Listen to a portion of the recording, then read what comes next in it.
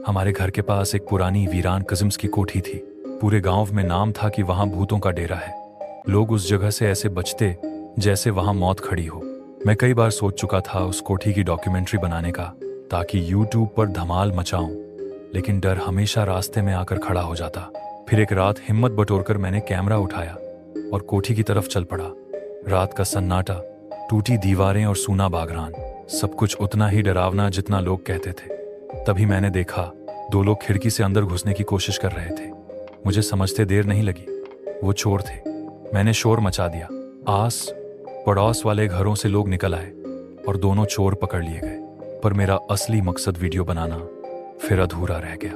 घर लौटा तो देखा सब जाग रहे थे। पापा ने बताया कि हमारे अंकल आ रहे हैं, वही अंकल जिनसे पापा ने 12 लाख का कर्ज लिया था। लेकिन अपनी औकात दिखाते हुए उन्होंने 12 लाख को 32 लाख बना दिया।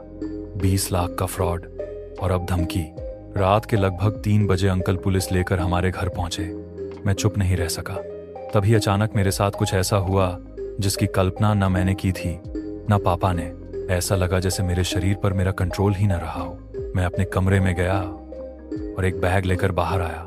उस बैग में पूरे 90 लाख रुपए रखे थे। मैंने 32 लाख अंकल को देकर उन्हें जाने को कहा।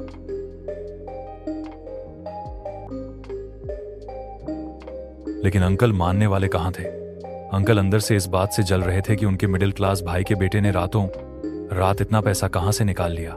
उसी वक्त मेरा शरीर फिर से हरकत में आया। मैंने अपने फोन से एक डॉक्यूमेंट पुलिस को दिखाया। उसमें साफ लिखा था कि कर्ज सिर्फ 12 लाख का था। 32 लाख अंकल ने फ्रॉड करके बना दिया।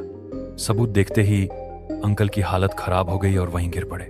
कमरे में अब मैं और पापा थे। उनकी आंखों में सिर्फ 2 सवाल थे, 90 लाख कहां से आए और ये सबूत किसने दिया। मेरे पास कोई जवाब नहीं था, लेकिन मेरा शरीर अब बेहद कमजोर हो चुका था।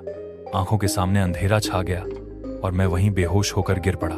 जब होश आया तो पता चला कि मैं पूरे 3 महीने से बेहोश पड़ा था। पापा ने कभी कुछ नहीं पूछा। मेरी समझ भी सुन्न हो चुकी थी। जब भी सोचता कि 90 लाख और सबूत कहां से आए, मेरे दिमाग में सिर्फ उस वीरान कोठी की तस्वीर घूमने लगती। इसी बीच खबर मिली कि कोठी की मरम्मत हो रही है। कहा गया कि कोई अमीर आदमी उसे ठीक करवा रहा है। 2 महीने में काम पूरा हो गया और वहां कुछ लड़कियां रहने भी आ गईं। सब कुछ सामान्य लगने लगा। एक दिन शाम को मैं कैमरा लेकर पहुंचा। दरवाजा खोला। एक लड़की ने खूबसूरत इतनी कि मैं पल भर के लिए भूल गया मैं वहां क्यों आया हूं। वो बोली, बोलो यश, क्या काम है। मैं चौंक गया। मेरा नाम उसे कैसे पता? शायद गांव के किसी ने बताया होगा। मैंने उसका नाम पूछा। उसने कहा, याशी। नाम अजीब तरह से मेरे नाम से मिलता जुलता था। मैंने याशी को बताया, मैं लंबे समय से कोठी की डॉक्यूमेंट्री बनाना चाहता हूँ। वो हल्का सा मुस्कुराई और बोली, अगर कोठी तुम्हें इजाजत दे तो बिल्कुल बना सकते हो। मैंने याशी से कहा कि वो बाकी लड़कियों से भी पूछ ले, पर उसने साफ बता दिया उसके अलावा वहां कोई और रहता ही नहीं। मैं हैरान रह गया। तो फिर उस दिन जिन लड़कियों को मैंने उस वीरान कोठी में जाते देखा था, वो कौन थीं? मैं और कुछ पूछ ही नहीं पाया। लेकिन याशी ने इतना यकीन दिला दिया कि अगले रविवार मैं आराम से वीडियो बना सकता हूँ। रविवार का दिन आया। शाम के ठीक 6 बजे मैंने पापा से कहा कि मैं दोस्त के घर जा रहा हूँ, कल सुबह तक लौट आऊंगा। पापा की आंखों में साफ दिख रहा था कि वो मुझे रोकना चाहते हैं। उनकी चिंता जायज भी थी, क्योंकि वो मुझे कभी भी अमावस्या की रात घर से बाहर नहीं जाने देते थे, खासतौर पर अंधेरा होते ही। लेकिन उस रात पापा ने एक शब्द नहीं कहा। शायद वो ये देखकर खुश थे कि मैं रिकवर कर रहा हूँ और दोस्तों के घर जाकर एंजॉय करना चाहता हूँ। मैं भी 40 मिनट में उस वीरान कोठी तक पहुंच गया। याशी के साथ मिलकर मैंने उस कोठी का हर कमरा देखा। ना जाने क्यों हर कमरे से कोई अनजानी याद जुड़ी हुई थी, कुछ रहस्य जो पता नहीं कब से दफन थे, लेकिन उस दिन एक एक करके जहन में लौट रहे थे। तभी मेरी तबीयत अचानक बिगड़ने लगी। याशी ने गहरी आवाज में कहा, मुझे बस इसी बात का डर था कि सब यादें एक साथ तुम्हें घेर लेंगी। उसकी ये बात सुनकर मैं और उलझ गया।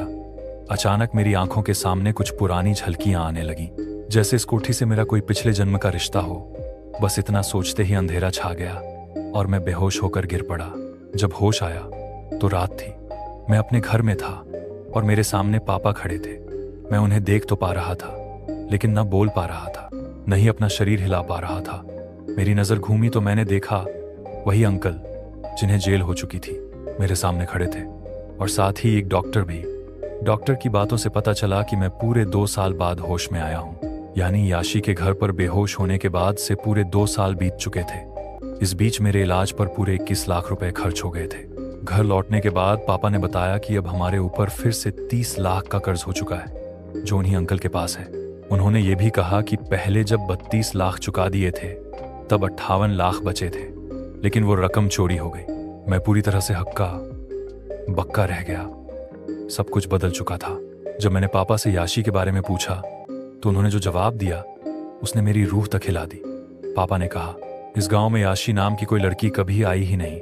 मैं अपनी ही सोच में फंस चुका था। झूठ और सच के बीच फर्क करना नामुमकिन हो गया था। ऊपर से 30 लाख का कर्ज अलग। मेरा शरीर भी अब मेरा साथ नहीं दे रहा था। उस रात मैंने जहर की बोतल अपने पास रख ली थी। खिड़की से बारिश को देखते हुए सोचा शायद ये मेरी आखिरी रात हो। लेकिन तभी दूर मेरे बगीचे में कोई परछाई दिखी। मैं चौकन्ना होकर बाहर गया। वो याशी थी, लेकिन इस बार वो कुछ और ही लग रही थी। पहले से भी ज्यादा खूबसूरत, मानो उसकी खूबसूरती रात के अंधेरे को भी रोशनी दे रही हो। मैं बिना कुछ सोचे समझे उसकी ओर बढ़ गया। जब पास जाकर उसे देखा तो वो पहले से कहीं ज्यादा अलौकिक लग रही थी, मानो इस संसार में उससे सुंदर कोई हो ही नहीं सकता। याशी ने धीमे स्वर में कहा, आजा, आज तुम्हें सारे जवाब मिल जाएंगे। उसने कहानी की शुरुआत शुरू से की।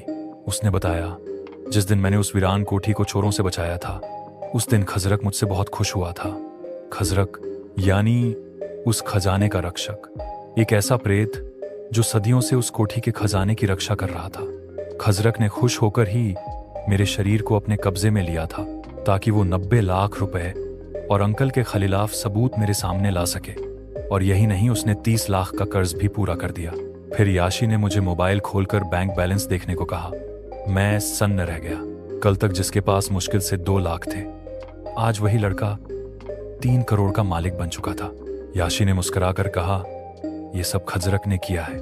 मैंने तुरंत टोका, तो मुझे उसका शुक्रिया अदा करना चाहिए। याशी की आंखों में रहस्यमयी चमक उभरी। उसने कहा, मालिक अपने नौकर का शुक्रिया नहीं करता। उसकी ये बात सुनकर मैं फिर से गहरी दुविधा में डूब गया। लेकिन एक बात साफ थी, मेरे दोनों जवाब अब मेरे सामने थे।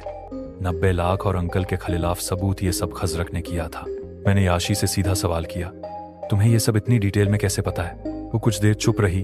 उसकी आंखें कहीं दूर शून्य में अटक गईं। हवा में अचानक अजीब सी ठंडक भर गई और फिर उसने धीरे से कहा, क्योंकि मैं याशी नहीं, मैं एक याक्षिनी हूं। उसका जवाब सुनकर मेरा दिल जोर से धड़कने लगा।